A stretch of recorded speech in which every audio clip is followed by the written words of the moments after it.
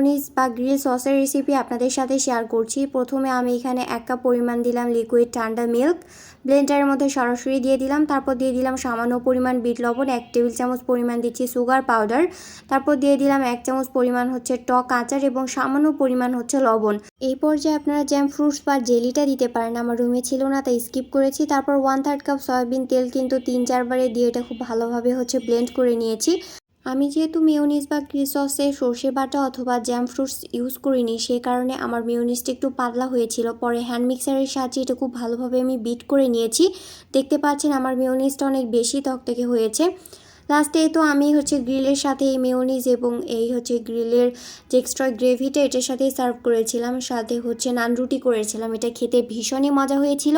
ঘরে থাকা স্বল্প উপকরণে আপনি এই মেয়োনিজ বা গ্রিলটা তৈরি করে নিতে পারবেন। বাহির থেকে অস্বাস্থ্যকর খাবার খাওয়ার থেকে নিজের হাতে করে খাওয়ার মজাই আসলে আলাদা।